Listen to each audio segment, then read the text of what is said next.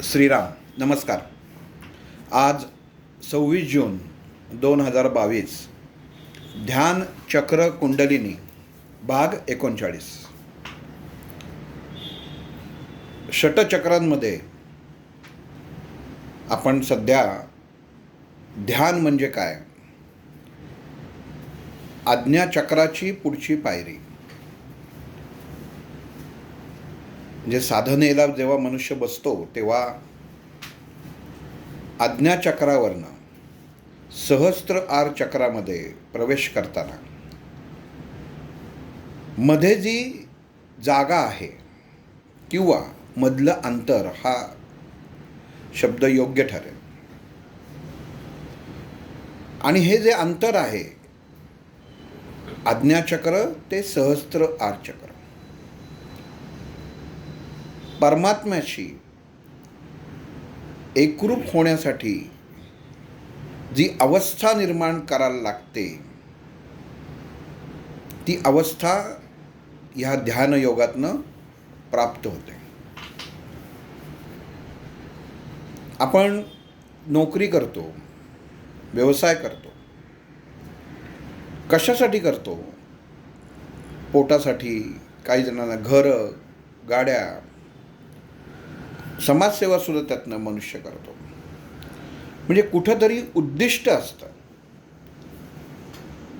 आणि हे उद्दिष्ट जर नसेल तर मनुष्याला गती प्राप्त होत नाही. गती प्राप्त म्हणजे मरणानंतरची गती नाही, वैचारिक गती. कारण ज्ञान असणं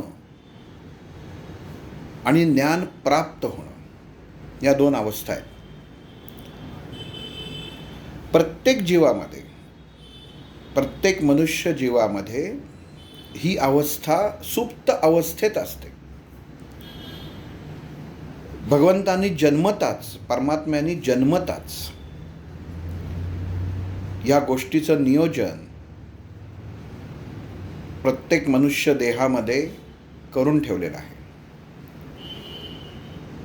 पण या ज्ञानाची ओळख होणं, आणि जेव्हा गोष्टीची ओळख होते तेव्हाच तो ग्रहण केलं जातं. मागं 2-3 उदाहरणात सांगितलं की आपल्या हातामध्ये एखाद्या कुठल्या विदेशी भाषेचं काही खेळणं आलं किंवा एखादं पत्र आलं, वृत्तपत्र आलं, तर आपल्याला ते वाचता येत नाही. एवढं ज्ञान असतं की ह्याच्यामध्ये काहीतरी लिहिलेलं आहे किंवा हातात असलेलं खेळणं कसं चालवायचं ह्याच्या सूचना त्या बॉक्सवर लिहिलेल्या आहेत. पण त्या काय लिहिलेल्या आहेत हे कळत नसतं. तसं भगवंतांनी मनुष्य जन्माला येतानाच आज्ञाचक्र ते सहस्त्र आरचक्र यामधील जागा, ज्यामधील अंतर, हे प्राप्त करण्यासाठी, ह्या मार्गावरनं आपल्याला चालण्यासाठी मनुष्य जीवनामध्ये गुरु असणं गरजेचं आहे. ध्यान शिकायला जातो, ध्यान जे शिकवतात, योगासनं शिकायला जातो, हे सुद्धा गुरुच आहेत. जर शब्दाचा अर्थ बघितला तर आपल्या सगळ्यांना आता माहिती झालेलं आहे की अंधाराकडनं प्रकाशाकडे नेणारा म्हणजे गु अंधार आणि रु प्रकाश. पण मुळामध्ये अंधार आहे कुठं? आपण म्हणतो अंधार, आता संध्याकाळ झाली, सूर्यास्त झाला, अंधार झाला, तर तो अंधार नाही, ज्ञानाचा अंधार. ज्ञानाला गती देणारा जो आहे आणि त्या सुप्त असलेल्या ज्ञानाला प्रकाशमान करणारा जो आहे त्याला गुरु संबोधतात. आणि हे इतकं महत्त्वाचं आहे, ही पायरी जी आहे की मनुष्याला या ठिकाणी येताना आपण मागच्या 2-3 भागात बघितलं की आपला देह काय आहे हा पहिल्यापासून सांगतो की आपला देह हा आपल्याला ओळखता आला पाहिजे. देह ओळखल्यावरती जसं घर बांधलं जातं, त्या घर अख्खच्या अख्खं मोठं असतं, 1000 स्क्वेअर फूट, 2000 स्क्वेअर फूट, पण त्याला जे कुलूप असतं ते एवढंसंच छोटं असतं. घर मोठं म्हणून एवढं मोठं कुलूप लावत नाहीत. म्हणजे सांगात एवढ्याशा छोट्याशा कुलपावरती आपण ते 1000-1500 स्क्वेअर फूटचं घर त्या कुलपाच्या भरोशावर सोडून जातो. मग तसं 37व्या भागात जसं सांगितलं की मनुष्य देहाचा ऑरा आपल्याला कुलपामध्ये बंद करायचा आहे, ही कृती सांगितली होती. आणि जसा बंद केला आहे तसं बाहेरच्या ऋणभारित कंपनं आपल्या देहामध्ये प्रवेश करणार नाहीत आणि आपल्या शरीरातली कंपनं ही आपल्या भोवतीच फिरत राहतील. ही कृती प्रत्येक अवस्थेत करणं गरजेचं आहे. मूलाधार चक्रापासनं आज्ञा चक्रापर्यंत प्रत्येक चक्राला साधनेला बसल्यावरती त्या चक्राला हाक मारणं गरजेचं आहे. ती जर हाक मारली नाहीत तर ते चक्र गतिमान होणार नाही. जसं एखाद्या घड्याळामध्ये आपण ती पाहतो, सगळे असे काटेरी चक्र असतात, सगळ्यांनीच पाहिलं असेल. जुन्या काळामध्ये किल्ली द्यायचे,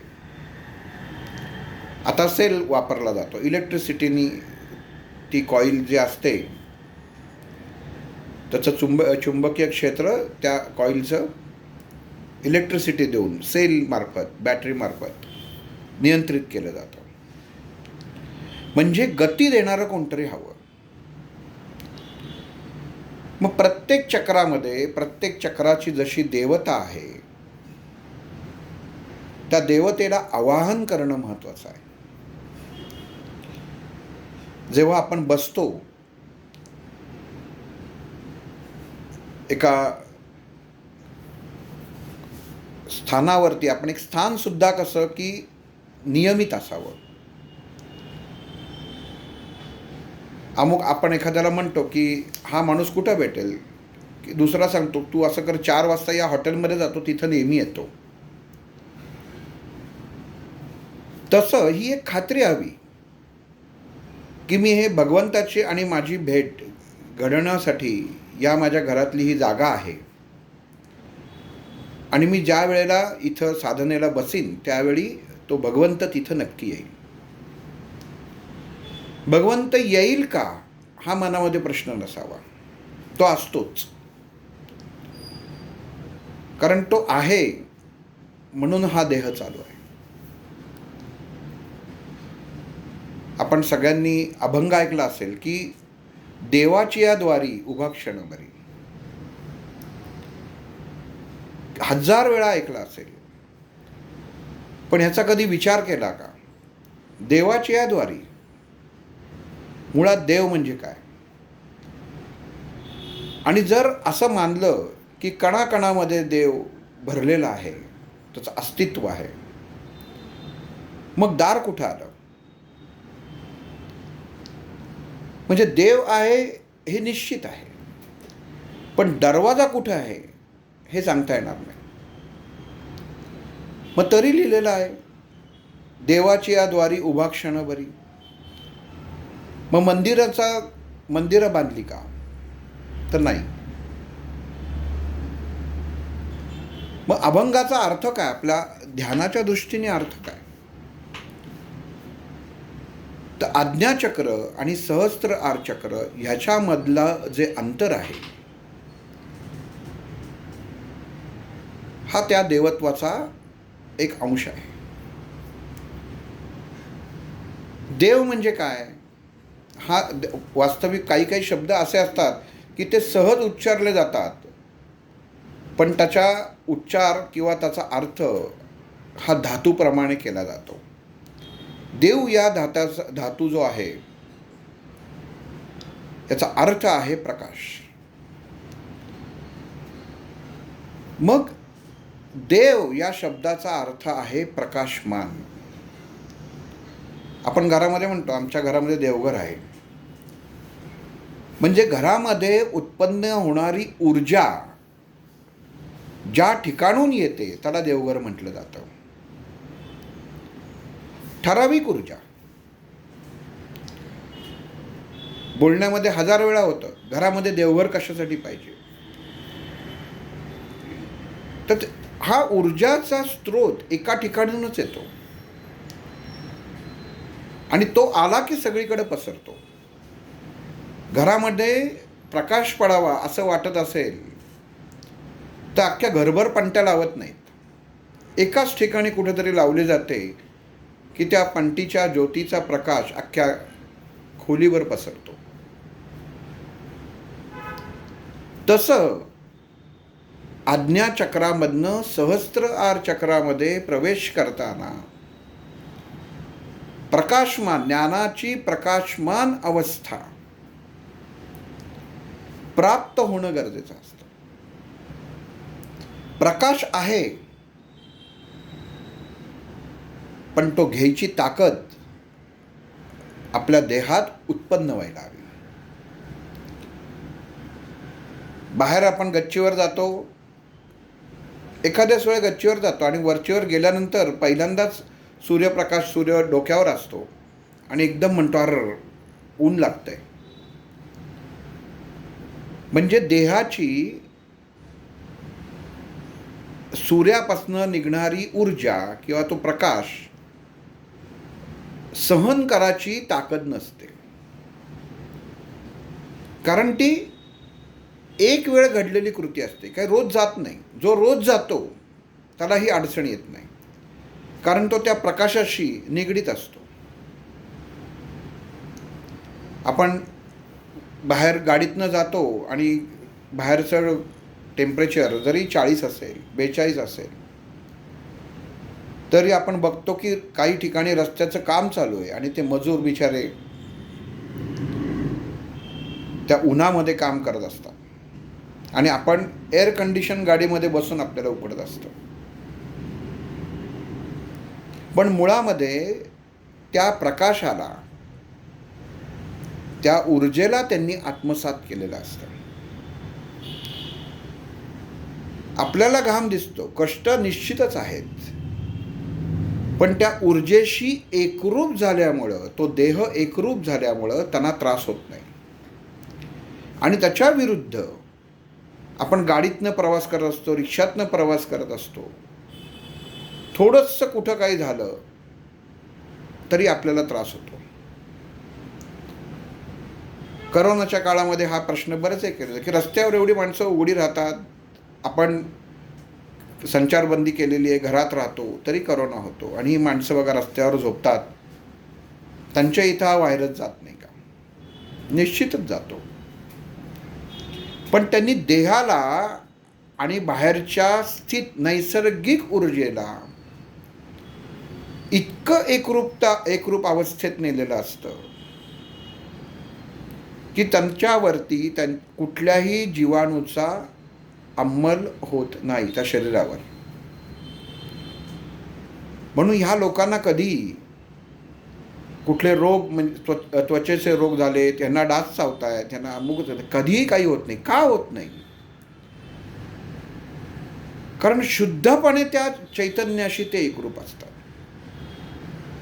देवाच्या पुढं स्तोत्र कुठला बघितलंय की रस्त्यावरती भीक मागणारा माणूस सांगतोय की मी संध्याकाळी इथनं गेलो की पारायण करतो, स्तोत्र वाचतो? फुलं विकणारा मनुष्य सांगतो का की रात्री मी झोपेची गोळी घेऊन झोपतो, मला संध्याकाळी अमुक टॉनिक लागतं? कधीच सांगणार नाही. का सांगणार नाही? तर नैसर्गिक शक्तीशी, त्या ऊर्जेशी त्याचा देह एकरूप झालेला आहे. त्या लोकांना लागतो का मेडिटेशन? त्यांना लागतात का सूर्यनमस्कार, ध्यान? कधीच लागत नाही. कारण मूळतः त्या ऊर्जेशी एकरूपता साध्य आणि साधणं, ह्या दोन गोष्टी त्यांना जन्मताच मिळालेल्या असतात. हा भगवंताचा सगळ्यात मोठा न्याय म्हणलात तरी चालेल. आपण म्हणतो की आपण किती सुखावं आहोत, माझ्या नशिबात सोन्याच्या चमच्याने खाण्याचा योग आहे. आणि त्याचा बघा, आम्ही जे उरलेलं खातो ते त्यांना देतो. पण आपण असा कधी विचार करतो का की आपण जे उरलेलं खातो त्यांनी त्याची तब्येत सुधारते, पण आपण ते जे जेव्हा ताजं खातो ते सुद्धा आपण पचवू शकत नाही.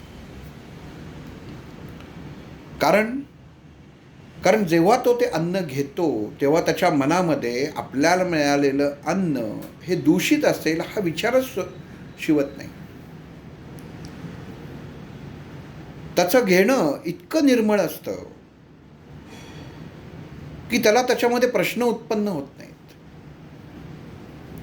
पण आपल्या घरामध्ये आपण तयार केलेलं अन्न किंवा बाहेरनं मागवलेलं अन्न जर आलं तर आपण त्याचा बऱ्याच वेळा वास घेऊन बघतो, चांगलं आहे की नाही. म्हणजे प्रश्न उत्पन्न करून मनामध्ये, वैचारिकतेमध्ये नकारात्मक ऊर्जा आपणच उत्पन्न करतो. आणि मग या देहाला साधनेमार्फत, साधनेच्या मार्गाने स्थिर ठेवायला लागतं. म्हणून सर्वसामान्यांना हा योग ध्यान मार्ग अवलंबायला लागतो. एकदा त्या ऊर्जेशी एकरूप व्हा. कुठले साधू संत जे तपश्चर्या करतात ते असं दिसलेत का की उठलेत आणि वेगळं त्यांनी योगासनं केली आहेत आणि परत जाऊन बसलेत? कधीच नाही दिसणार. कारण देहाने ती प्राकृतिक नैसर्गिक अवस्था प्राप्त केलेली असते आणि देवानी हे स्वतःच्या हातात ठेवलेलं आहे. वैज्ञानिक असो, महाराष्ट्रामध्ये पाऊस पडतोय की नाही, कमी दाबाचा पट्टा अरबी समुद्रात निर्माण होतोय, इथपर्यंत तो सांगू शकतो त्याच्या विज्ञानाने किंवा गणितीने. पण खात्रीने पाऊस पडेल हे तो सांगू शकत नाही. शक्यता असा शब्द त्याच्यामध्ये वापरतो की शक्यता आहे. म्हणजे काही गोष्टी भगवंतानी, परमात्म्यानी ही आपल्या हातात ठेवलेल्या आहेत, हे आपण पहिलं स्वीकारायला हवं. देहाला असलेले भोग किंवा आपल्या नशिबात आलेले भोग ही आपणच कुठंतरी पेरताना चुकलंय हे स्वीकारणं गरजेचं आहे. डॉक्टर काय म्हणायचे की शेतकरी बघा, धान्य उत्कृष्ट, मशागत उत्कृष्ट, पण लावलेलं बीज 10 जण बरोबर घेतात पण एकाचं येत नाही. सगळं व्यवस्थित केलेलं असतं तरी त्याचं पीक येत नाही. का येत नाही? कारण कर्माशी निगडीत आहे. आणि ही कर्माची व्याख्या आपल्याला मान्य करणं गरजेचं आहे की माझ्या हातनं झालेली गोष्ट म्हणजे आम्ही कधी केलंच नाही हो, असं झालंच नाही. पण मनुष्याला पूर्वकर्मापासनं सद्य कर्म, आम्ही काहीही केलं नाही, कोणाला मी वाकडं बोललो नाही किंवा काही नाही, असं जेव्हा म्हणतो मनुष्य, तेव्हा त्यांनी स्वतःचं दिवसभराचे विचार किंवा त्याचं दिनक्रम हा एका वहीवर लिहावा आणि कुठल्या तरी एखाद्या माणसाकडे द्यावा की जरा तो ज्ञानी आहे. आणि तो जेव्हा समजून सांगेल तेव्हा कळेल की अरे इथं असा घोटाळा आहे का. महाभारताचं काय झालं? महाभारताचं उदाहरण तर सगळ्यांना माहिती आहे, अभिमन्यूचं उदाहरण सगळ्यांना माहिती आहे. प्रारब्ध आणि कर्मभोग हे कोणाला सुटलेलं नाही आहेत. ध्यानाला बसताना जेव्हा आसन ग्रहण करतो तेव्हा आपल्या प्रारब्ध भोगासकट आपला देह त्या ठिकाणी स्थिर करायचा असतो. कारण ते तर तुम्हाला भोगायचेच आहेत, त्याच्यापासून सुटका नाही. फक्त असह्यातनं सुसह्य एवढीच गोष्ट आपण करू शकतो. आणि ती सुद्धा कशी? तर त्या परमात्म्याला आवाहन करून. कारण सगळं त्याच्याच हातात आहे. भगवान श्रीकृष्णाने जेव्हा अर्जुनाने विचारलं की आता मी याला मारू कसं, तेव्हा शेवटी श्रीकृष्णाला अर्जुनाला म्हणायला लागलं की तू नाही मारलंस तरी त्यांचा मृत्यू अटळच आहे. त्यांचा मृत्यू हा आज ना उद्या होणारच आहे. आणि मी तुला सांगतोय, या विश्वाचा, हे जे विश्व आहे जो चालवतो असा मी, ह्याच्यात अहंभाव नाहीये, असा मी तुला आज्ञा करतोय धर्मासाठी की तू यांना मार. आणि तू जर स्वतः गांडीव धनुष्य हातामध्ये गळून तुझ्या जर पडत असेल तर तुझ्यासारखा मूर्ख कोणी नाही. कारण समोरची व्यक्ती त्या योग्यतेची नाही. तू धनुष्य हातात ठेवल्या ठेवल्या ते तुला मारतील.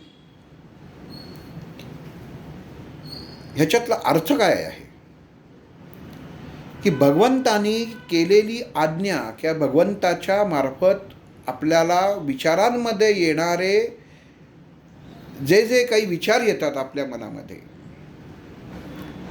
ते भगवंताशी एकरूप आहेत का सैतानाशी एकरूप आहेत, याचं मूल्यमापन करणारी अवस्था आपल्याला निर्माण करायची आहे. परमेश्वर भगवान साक्षात बरोबर असताना सुद्धा अर्जुनाला प्रश्न पडला. आणि हे मनुष्य जीवनामध्ये क्षणोक्षणी घडत असतं. त्याचबरोबर मी ध्यानाला बसलोय, मला अमुक अमुक त्रास आहे, मला अमुक अमुक टेन्शन्स आहेत, माझं शारीरिक हा दोष आहे, हा सर्व नीट होण्यासाठी मी ध्यानाला बसतोय आणि मन माझं आत्मकेंद्र एकचित्त करू पाहतोय. ही कृती अनैसर्गिक आहे. कारण स्वार्थासाठी तुम्ही केलेली ही घटना आहे. भगवंतावरती विश्वास ठेवणं हे सगळ्यात मोठं काम आहे. की तो आहे बरोबर. परवा माझ्याकडे एक जण आल्या होत्या, त्यांना बँकेचं काही देणं होतं आणि एका मोठ्या संस्थानाशी त्या निगडीत आहेत. त्यांना म्हटलं, तुम्ही सारखं म्हणता की ते साईबाबा माझ्या बरोबर आहेत, बरोबर आहेत, पण कधी विचार केलाय का ते जर बरोबर असतील तर तुमचं काम आत्तापर्यंत व्हायला पाहिजे होतं. पण ते का बरोबर नाहीत तुमच्या, ह्याचा तुम्ही विचार करा. कारण घडणारी प्रत्येक कृतीमध्ये जर खोटेपणा असेल तर तो भगवंत पण तुम्हाला साथ देणार नाही. आणि मुख्यत्व देव हा भावाचा भुकेला आहे, पैशाचा नाही. शिवाजी महाराजांनी जेव्हा तुकाराम महाराजांना नजराणा पाठवला तेव्हा तो नजराणा तुकाराम महाराजांनी तसाच परत शिवाजी महाराजांना पाठवला. असं महाराजांना कळलं की तुकाराम महाराजांची परिस्थिती आता काहीतरी, गावकऱ्यांनी त्यांना खूप त्रास देतात, तर त्यांचं पालनपोषण नीट व्हावं, राहावं, घर नीट चालावं म्हणून त्यांनी नजराणा पाठवला होता. आणि तो त्यांनी तुकाराम महाराजांनी परत केला. आणि राजांना तेव्हा पत्र दिलं की तुम्ही पाठवलेला खजिना हा एक ना एक दिवस संपणार आहे, पण माझ्याकडं असलेली श्रीमंती त्या विठुरायाची, पांडुरंगाची श्रीमंती आहे, ती कधीही न संपणारी आहे आणि माझा त्याच्यावरती विश्वास आहे. आणि हा जो मी ऐश्वर्य संपन्न आहे, या श्रीमंतीची झळाळी तुमच्या ह्या भौतिक गोष्टींमुळं येणार नाही. आणि मग नंतर राजांनी क्षमा मागितली आणि मग त्यांची भेट झाली होती. पण ह्याच्यातनं घ्यायचंय काय आहे? तर मनुष्याला आपण जेव्हा आता हे सांगायची सगळी या गोष्टी कारण काय आहे की आपण ह्या सर्व गोष्टींमध्ये रोज सामावलेलो आहोत. विषय वेगळे असतील पण एखादी विशिष्ट कृती करताना ते सगळे विषय आपण डोक्यात घेऊन बसतो. आणि घेऊन बसा, ते स्वीकारा, त्याला झिडकारू नका. योग्य मार्ग नक्की निघेल. कारण ज्ञान तुमच्याकडे आहे, कळतंय. सिगरेटच्या पाकिटावर लिहिलेलं असतं cigarette smoking is injurious to health. कॅन्सरचं चित्र पण असतं कसा होतो, तरी मनुष्य सिगरेट ओढतो. आणि ओढणाराच सांगतो, जो विकतो तोही सांगतो आम्ही देतोय तुम्हाला, लक्षात बरं का. म्हणजे तुम्ही सिगरेट ओढल्यात तर आम्हाला त्याचा फायदा होणार आहे, पण आम्ही तुम्हाला सावधान करतोय. ओढाचं की नाही तुम्ही ठरवा. किती माणसं स्वीकारतात, कधी बघतात, त्या जबड्यावरनं ओळखतात की मी घेतलेला ब्रँड बरोबर आहे की नाही. ही अवस्था आजची आहे. ह्याला दोष कशाचा आहे? संस्कारांचा दोष आहे. कारण मुळात रुजवताना ध्यान ही काही एका आपण 40 वय झालं 50 वय आता ध्यान अवस्थेमध्ये जायला लागू, ध्यान करायला लागू, तर तशी गोष्ट नाही आहे.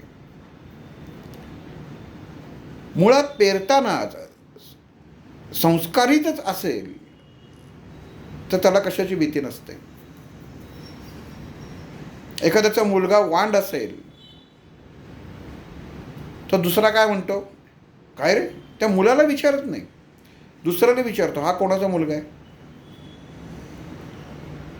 अरे हा ना त्या साहेबरावांचा मुलगा आहे. हा मग बरोबर आहे, कारण बापच तसा आहे. संस्कारांचा फरक कसा येतो ते बघा. एखादा हुशार असेल तरी विचारलं जातो, अरे वा, कोणाचा रे हा? अरे हा आपला मित्र नाही का, त्याचा मुलगा. खरंच तो पण शाळेत हुशार होता, नेहमी पहिला नंबर असायचा. म्हणजे काय पेरतोय हे आपण लक्षात घेणं, ते संस्कार हे खूप महत्त्वाचं त्याच्यामध्ये भाग पडतो.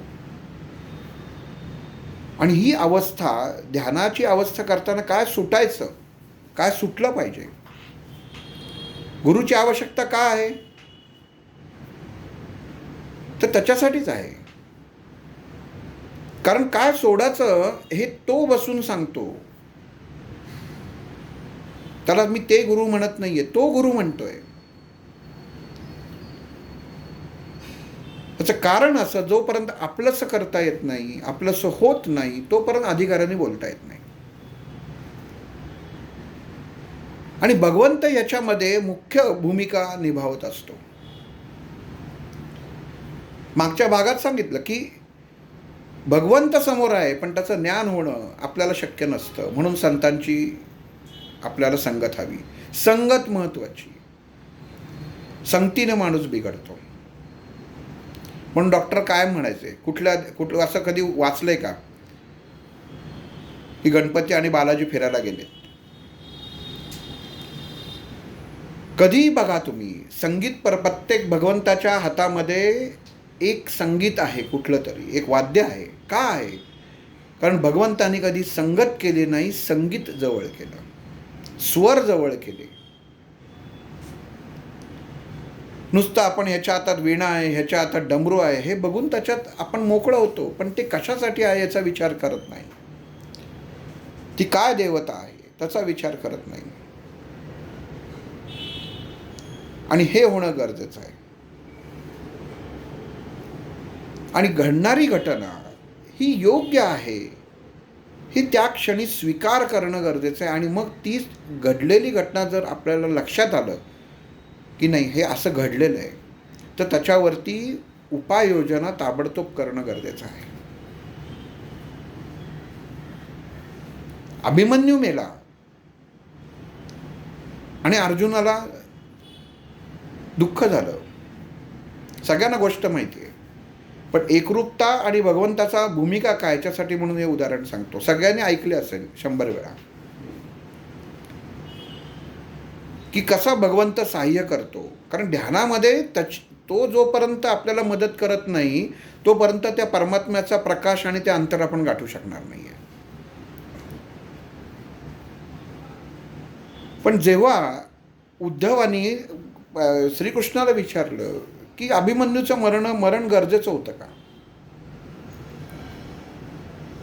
सगळ्यांनाच माहिती आहे चक्रव्यूहामध्ये चक्रव्यूह जो रचला गेला त्याच्यामध्ये अभिमन्यू गेला आणि त्याला बाहेर कसं पडायचं माहीत नव्हतं. आणि सर्व कौरवांनी मिळून त्यात 7 मुख्य कौरव होते आणि ह्यांनी सगळ्यांनी मिळून त्याला मारलं. आता ही घटना जर बघितली तर इतकी वाईट आणि चुकीची घटना आहे. पण भगवंतानी अर्जुनाला सांगितलं, अर्जुनाला दुःख माझा मुलगा रणांगणावरती धारातीर्थ पडला तसा नाहीये. त्याच्या देहाची नंतर जयद्रथांनी केलेली अवहेलना पाय मारून लाथा मारून त्याच्यामुळे अर्जुन भडकला होता.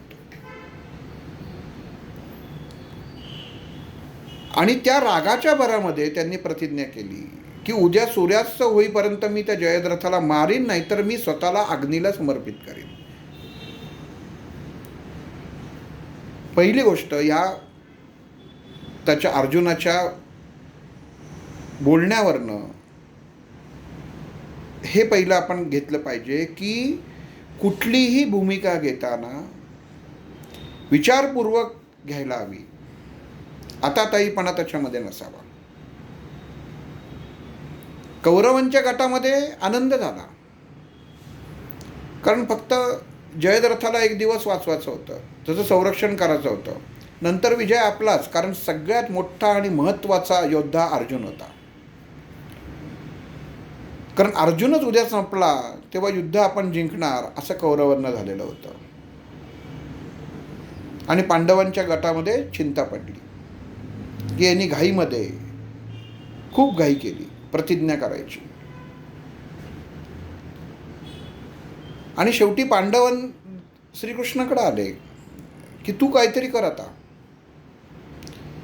कारण आता यांनी हा घोळ घालून ठेवलेला आहे तर तो आता निस्तराला तर हवा. आणि तिकडं कौरव फक्त जयद्रथाला कसं वाचवायचं त्याला बाहेर येऊन द्यायचं नाही याच्यामध्ये गुंतले होते. इथं एक भाग म्हणजे ही गोष्ट पुढं सांगण्याआधी की या युद्धामध्ये आपल्याला सर्वांना माहिती आहे कर्ण मागच्या भागात सांगितलं की रथाचं चाक बाहेर काढत असताना अर्जुनांनी मारलेलं आहे. श्रीकृष्णांनी सांगितलं त्याला मार. द्रोणाचार्यांना काही हातात नसताना मारलेलं आहे, त्यांचा शिरच्छेद केला गेला. भीष्माचार्यांना बाणांच्या शय्येवरती झोपायला लागलं. हे का घडलं? कारण त्याच्यासाठी अभिमन्यूची आहुती द्यायला लागली होती. जीवनामध्ये घडत असलेली प्रत्येक गोष्ट ही उत्तमच आहे आणि योग्य आहे. मनुष्याने पहिला त्याचा स्वीकार करणं गरजेचं असतं. मोठ्यातलं मोठं संकट जरी आलं तरी हे भगवंतानी काही कारणास्तव आपल्यासमोर उभं केलं आहे आणि हे निस्तराला तो परमात्माच मदत करेल ही खात्री माणसाला पहिल्यांदा हवी. मुळात गंमत अशी श्रीकृष्ण नीती, कारण श्रीकृष्णाचा अभ्यास का करायचा जीवनामध्ये, ह्या गीतेला भगवद्गीतेला महत्त्व काय तर ह्याच गोष्टींमुळे आहे. नाहीतर या युद्धामध्ये हे कौरव पराभूत झाले नसते जर अभिमन्यूचा वध झाला नसता तर.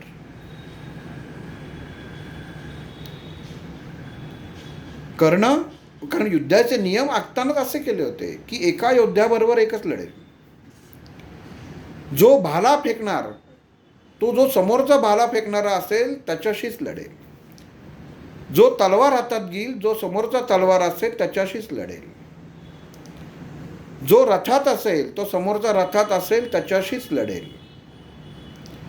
आणि जर काही कारणास्तव रथामधला महारथी जर खाली उतरला तर ज्याच्याशी लढतोय त्यांनी त्याच्यावर वार करायचा नाही.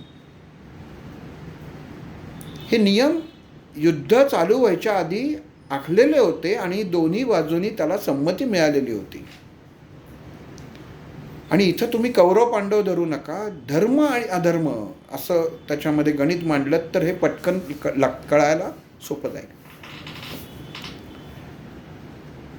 आणि जेव्हा अभिमन्यूला मारलं, हा अभिमन्यू एकटा होता, त्या चक्रव्यूहात शिरला. तो चक्रव्यूह द्रोणाचार्यांनी रचलेला होता.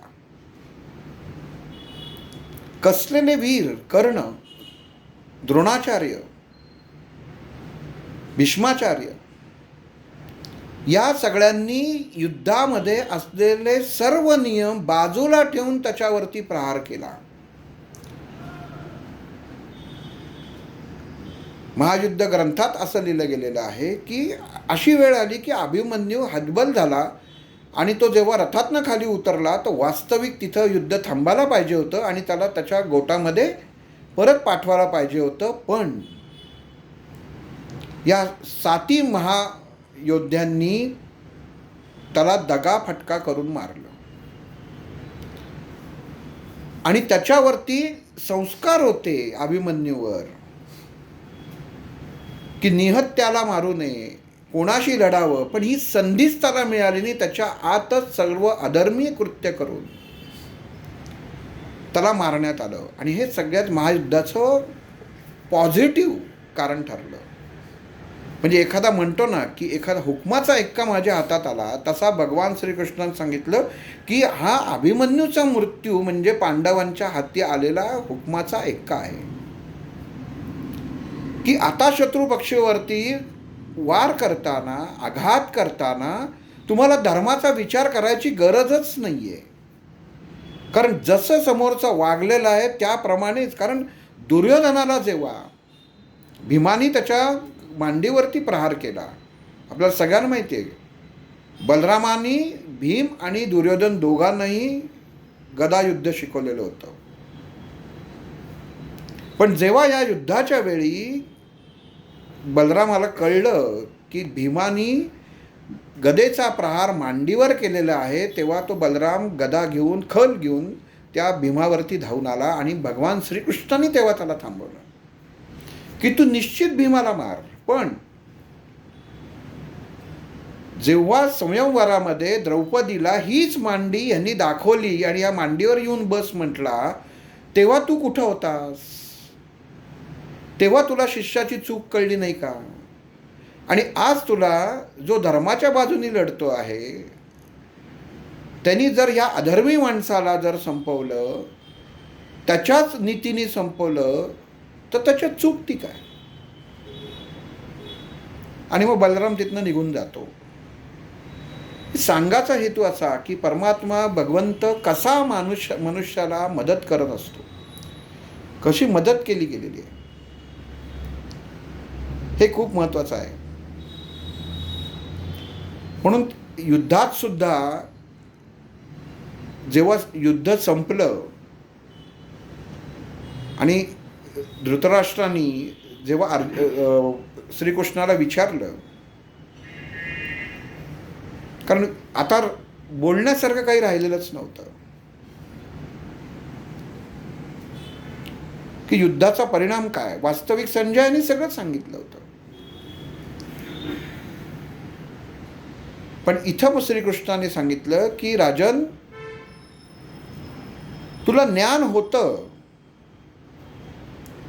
पण त्या ज्ञानाचा तू उपयोग केला नाही, कारण तुला डोळे तुझे उघडणारं कोणी नव्हतं. वास्तविक सगळ्यांना माहिती आहे, धृतराष्ट्र अंध होता. पण सर्वांनी सांगून इथं येऊन सुद्धा तुझे डोळे उघडले नाहीत, म्हणून हा विनाश ओढावला गेलाय. आणि आज हे पांडव वाचलेले आहेत. म्हणजे धर्मासाठी, धर्म म्हणजे काय आहे तर सत्यता आहे. मग ध्यानाच्या अवस्थेमध्ये आपल्याला याचा उपयोग कुठे, याचा संबंध येतो कुठे? तर स्थिरतेसाठी ही सत्यता आवश्यकता आहे. मनुष्य जीवनामध्ये घडणाऱ्या गोष्टी जर चुकीच्या मार्गाने घडत असतील किंवा चुकीच्या मार्गाने कृती होत असेल, तुमचं आचरण योग्य नसेल, तर तो अधर्म होणार आहे आणि त्या अधर्माला तुम्हाला तसाच फटका बसणार आहे जसा या कौरवांना बसलेला आहे. म्हणून संगत काय महत्वाची. मग आज्ञाचक्रात जेव्हा स्थिर होतो तेव्हा भगवंताची संगत करून आपल्याला त्या प्रकाशापाशी जायचं आहे, म्हणजे तेव्हाच ती देवपूजा होणार आहे. अजून एक उदाहरण आत्ता आठवलं म्हणून सांगतो. बरोबर विरुद्ध उदाहरण आहे. वाल्या कोळी सगळ्यांना माहिती आहे, डाकू होता. माणसांना मारायचा, त्यांचं धन घ्यायचा आणि आपली उपजीविका चालवायचा. वाल्मिकी रामायण ज्यांनी वाचलं असेल त्याच्यामध्ये याचा उल्लेख आहे. हा वाल्या कोळी रत्नाकर असा गावाचा, त्याला बहुतेक रत्नाकर या नावानेच ओळखलं जायचं अगोदर. आणि अतिशय उत्तम संगती होती, सुखाने संसार करत होता. पण योगायोगाने पटकन श्रीमंत व्हायचं आहे आणि काम न करता द्रव्य प्राप्त करायचं, असं त्यावेळच्या अधर्मी डाकू आपण म्हणू, कारण डाकूच झाला होता, तो लुटारू झाला होता. त्या माणसांची संगत धरली आणि लुटारू झाला. म्हणजे जो मुळात चांगला होता तो संगतीने बिघडला आणि पाप करायला लागला. पण गंमत अशी आहे बघा बरं का, आपण जर एखाद्याने आपण विचार केला की वाल्याचा वाल्मिकी झाला, म्हणजे एक डाकू रामायण लिहू शकतो. डाकू कधी, ज्याच्या विचारामध्ये फक्त हिंस्त्रता असेल, हिंसा असेल, तो रामायणासारखं रामायण कसं लिहू शकेल. पण मुळात नव्हतं, संगतीने बिघडला. पण गंमत अशी झाली की नारद मुनींची भेट झाली आणि नारद मुनींनी सांगितलं की घरी जाऊन विचारून ये की याचा भागीदार तू होणार का. घरच्यांना, मुलाबाळांना विचार, बायकोला. आणि बायको मुलांना विचारल्यावर ते म्हणले की आम्ही नाही तुमच्या पापामध्ये सहभागी होणार. तुम्ही कसं कमवून आणताय याच्याशी आम्हाला घेणं देणं नाही.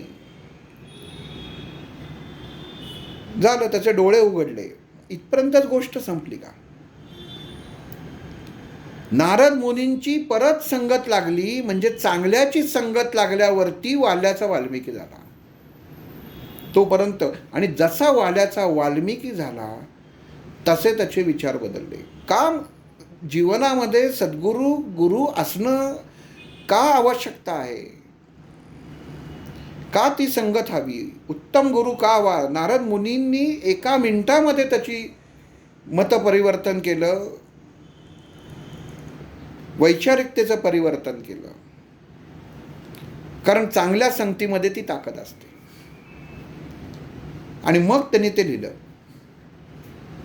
त्याच्याशिवाय लिहिलं गेलेलं नाही आहे. म्हणून कायम आपल्याला, आपण ज्या माणसांच्या, ज्या व्यक्तींच्या सहवासात असतो, संगतीत असतो, हे खूप महत्त्वाचं आहे की संगत कोणाची गरज, संघ कोणाचा व्हावा, संघ कोणाचा असावा. तुकाराम महाराजांनी, ज्ञानेश्वर माऊलींनी संघ कोणाचा केला तर त्या भगवंताशी केला. कारण दृष्टी येते, आणि ही दृष्टी जेव्हा माणसाला प्राप्त होते तेव्हा मनुष्याचं मन स्थिर होतं. आणि हे स्थिर होण्यासाठी तुम्हाला त्या परमात्म्याशी कसं जोडलं जावं हे तुम्हाला सद्गुरू सांगतो. म्हणजेच तुम्हाला हा ध्यानाचा प्रकार, म्हणजे नामस्मरणातनं तुम्ही तिथं जोडले जाता. जसं गोंदवलेकर महाराजांनी सांगितलं की राम नामाने तिथं जोडले जा. एकदा डॉक्टरांनी गमतीने याच्यावर उदाहरण सांगितलं. एक प्रश्न मला विचारला, त्यांचे प्रश्न असेच असायचे मला म्हटले प्रत्येक लग्न कार्यात शुभ कार्यामध्ये गणपतीची पूजा केली जायची. करतात ना? म्हटलं हो करतात ना. गणेश पूजनानेच जेव्हा सगळं शुभविधी चालू होतात. मग म्हटलं मला एक प्रश्न आहे की शंकर पार्वतीच्या लग्नामध्ये कशाचं पूजन केलं गेलं, तिथं गणपती कुठं आला? हा प्रश्न मला जेव्हा त्यांनी सांगितला तेव्हा एक तर बुद्धी नव्हती, अजूनही नाही. त्यांच्या जीवावरती बोलतोय करतोय. पण त्यातलं मर्म काय आहे हे त्यांनी समजावून सांगितलं की गोंदवलेकर महाराजांनी राम नामाचा जप सांगितला. प्रत्येक संत फिरून रामापाशी येतात आणि प्राण आणि प्रणिता असं शंकर आणि पार्वतीला म्हटलं जातं. त्यांनी प्रभू रामचंद्र ह्या देवतेला आवाहन करून आपलं लग्न घडवलेलं आहे. आणि तुलसी रामायणामध्ये सुरुवातच इथनं आहे. पार्वतीला शंकरावर संशय व्हावा आणि शंकराला जिथं तिथं राम दिसत असतो आणि सगळ्यांना सांगताना तो झाडाला मिठी मारतो. शंकर जानकी जानकी जानकी करत मारतो. पार्वतीला प्रश्न पडतो की काय भानगड आहे, झाडाला मिठी मारतोय, रामाचं नाव तो मुखामध्ये आहे आणि जानकी म्हणतो. विनोदाचा भाग सोडा, तुलसी रामायणामध्ये सुरुवातच अशी आहे. माणसाला बघितल्यावर अरे हो, भगवान शंकरांनी झाडाला मिठी मारून जानकी जानकी म्हणत होता. जानकी जानकी जाणून घ्या, कुठेही मिठी मारा, परमात्म्याला मिठी मारण्यासारखं आहे. विनोदाचा भाग सोडला, कारण खोलात शिरला तर विषय परत दुसरीकडे जाईल. तुलसी रामायण हे वेगळ्या पद्धतीने लिहिलं गेलं आणि वाल्मिकी रामायण हे वेगळ्या पद्धतीने लिहिलं गेलेलं आहे. पण जानकी आधी जाणून घ्या, ज्ञान प्राप्ती अगोदर केलीत तर तुम्हाला पुढची गोष्ट सांगणं सोपं जाणार आहे. नुसतं सांगणं सोपं असतं, कारण ते तुम्ही कुठेतरी वाचलेलं असतं, पाठांतर केलेलं असतं. पण त्या गोष्टीचं जेव्हा तुम्हाला ज्ञान प्राप्त होतं तेव्हा ती गोष्ट तुमच्या देहामध्ये, तुमच्या विचारांमध्ये भिनते आणि ती तुमच्या मुखातनं किंवा तुमच्या आचरणातनं बाहेर पडते. ह्याला ध्यान म्हटलेलं आहे.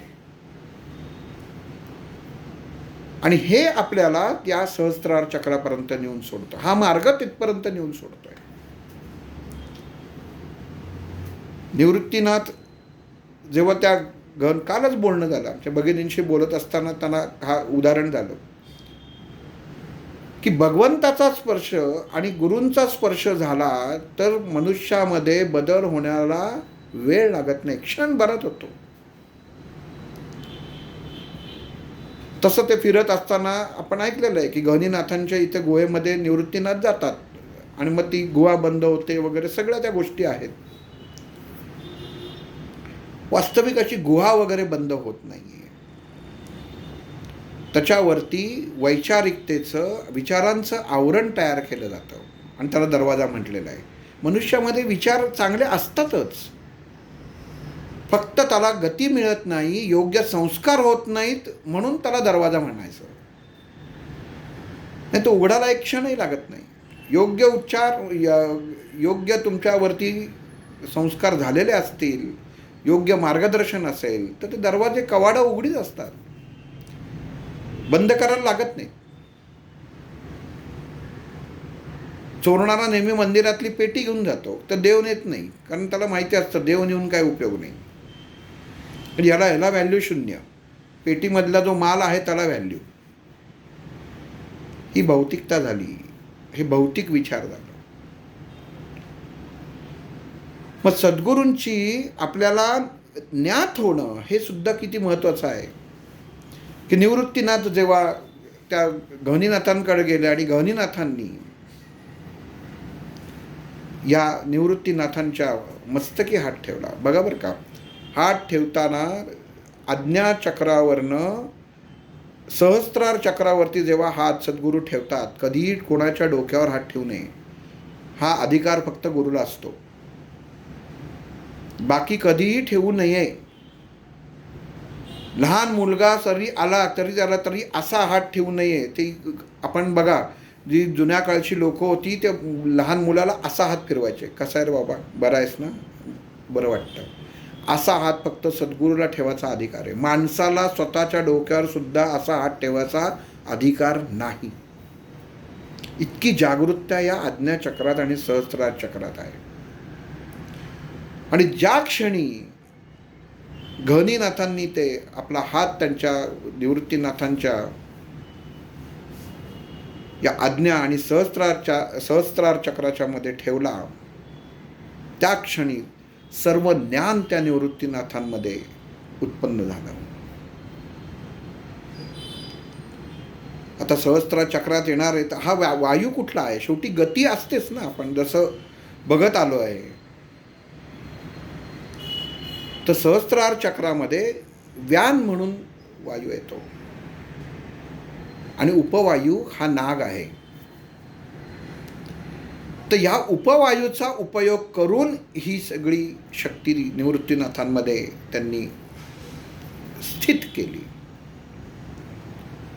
झालं. नंतर आपण वाचलेल्याप्रमाणे निवृत्तीनाथ आले, बाहेर आले, कळलं नाही. आता गुहा होती, हे होतं, हे सगळं होती का नव्हती त्याच्यामध्ये नाही आहे.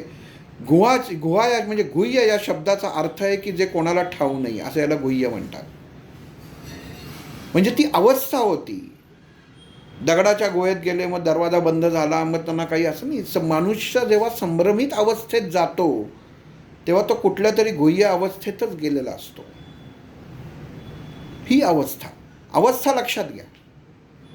गुहा होती आणि आत बसले होते आणि मग ते बोलवून घेतलं, हे त्याच्यामध्ये लक्षात घ्यायचं नाही आहे. आपण जेव्हा ज्ञान प्रदान करतो आणि ज्ञान प्राप्त करतो तेव्हा आपल्याला त्या गोष्टींचा वैज्ञानिकदृष्ट्या विचार होणं गरजेचं असतं.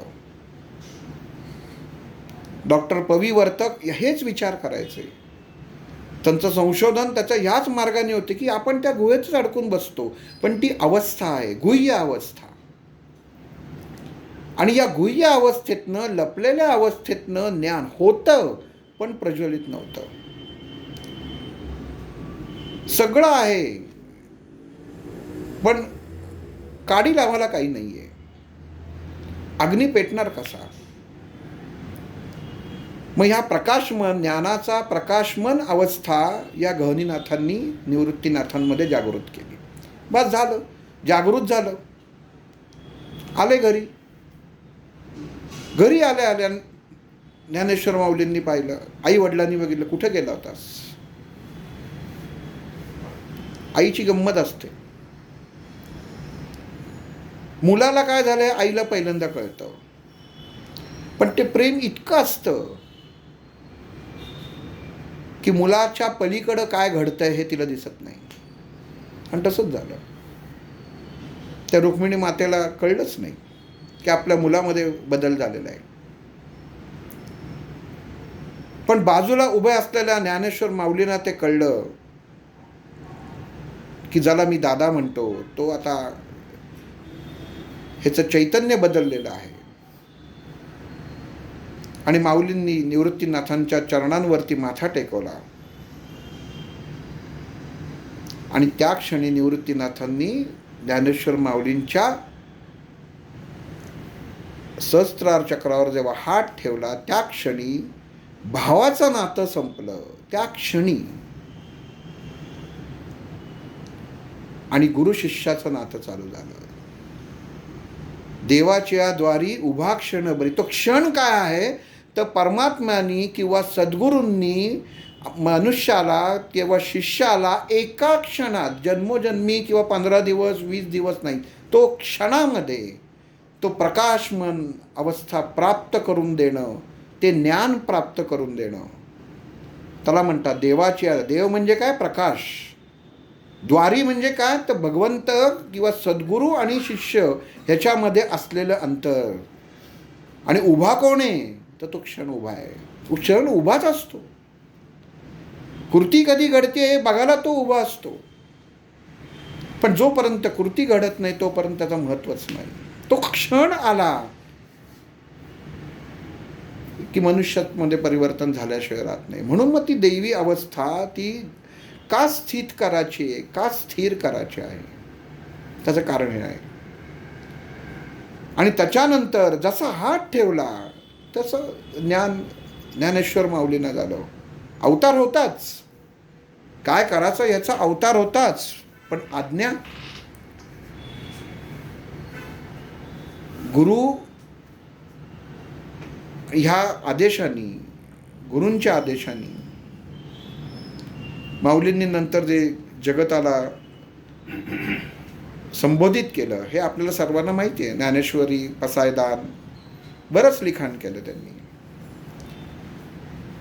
पण हे लिहिण्याची अवस्था त्या क्षणापासून आली ज्या क्षणी हे आज्ञाचक्र आणि सहस्त्रार चक्रामधलं जे अंतर आहे ते संपलं. तेव्हा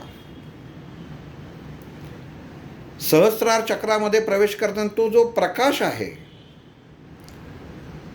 हा जो परमात्मा आहे, या परमात्म्याला प्राप्त करायचं आहे. त्या प्रकाशाला, परमात्म्याला प्राप्त. आमचं ध्येय काय? भगवंत प्राप्ती. जो बघितलाच नाहीये त्याला काय प्राप्त करणार? माहिती आहे भगवंत प्राप्ती करण्यासाठी काय करायचं? चला ठीक आहे, सद्गुरू लाभले, आपल्याला भगवंत प्राप्ती करायची. अरे पण भगवंताचं वर्णन ऐकलंय, त्याला पाहिलंयस का?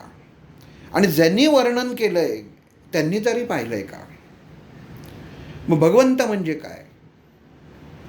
तर भगवंत म्हणजे मनुष्याच्या विचारांमध्ये असलेलं ज्ञान फलद्रूप होणं, योग्य विचार, आणि ते आपल्या कर्माशी बांधलं जाणं आणि योग्य कर्म हातून घडणं, याला भगवंत प्राप्ती म्हटलेलं आहे. की कृती हातामधनं योग्य जेव्हा घडली तेव्हा तुम्हाला भगवंत प्राप्ती झाली असं म्हणायला हरकत नाही.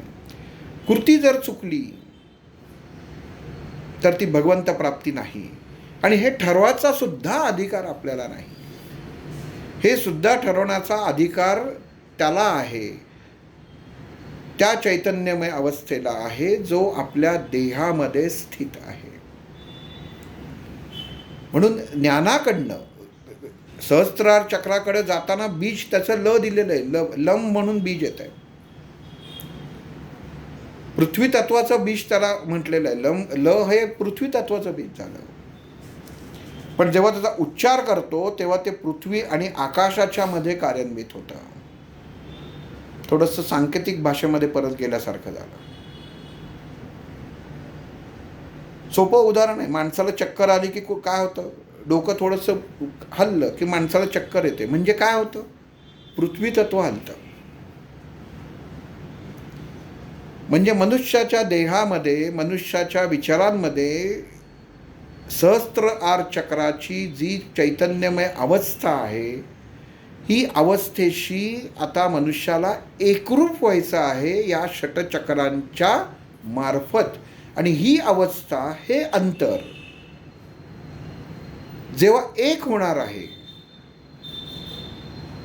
तेव्हा ध्यान लागणार आहे. मग ह्याला पायऱ्या काय आहेत? कुठल्या मार्गाने जायचं? जसं आपण आज म्हणतो की गिरनारला जातो, आधी पायऱ्या पण आहेत, तसंच आता म्हणतात रोपवे पण झालेला आहे. मार्ग कुठला अवलंबायचा हे सद्गुरूंनी सांगून ठेवलेलं आहे. हे शास्त्रामध्ये सांगितलेलं आहे की ध्यान म्हणजे काय. आज माणसांना प्रश्न पडतात. माऊलींनी आळंदीला संजीवन समाधी घेतली, असतील का ज्ञानेश्वरात? नक्की असतील का? हे शंका. म्हणजे का शंका येते? तर ज्ञानाची प्राप्ती नाही. कारण ज्ञान प्राप्ती झाली तर आहे हे स्वीकारायला पाहिजे. मी आणलेलं बीज लावीन, पण त्याचा अंकुर फुटायचा की नाही हे काम ते करतात. जसं समाजाची उदाहरण अर्धवट राहिलं की डॉक्टर कायम सांगायचे की ती हरळी सगळीकडे उगवते, ते उगवतं त्या शेतकऱ्याचा पैसा जातो. काय झालं की उगवते. म्हणजे जेवढं लावण्याला धान्य लावायला, ज्ञान जेवढं पेराला खर्च नाही तेवढं अज्ञान, तेवढा स्वैरता आपोआप उगवते. ते उगवता माणसाला ते काढता माणूस रडकोंडीला येतो. म्हणजे पेरलं चांगलं, संस्कार योग्य केले, करताना केले, पण कसं काय उगवताना काही कळलंच नाही. आम्ही हे पेरलंच नव्हतं, पण उगवलं तर आहे, उपटालं तर आहे. वेळेत उपटलं तर पीक वाचणार आहे.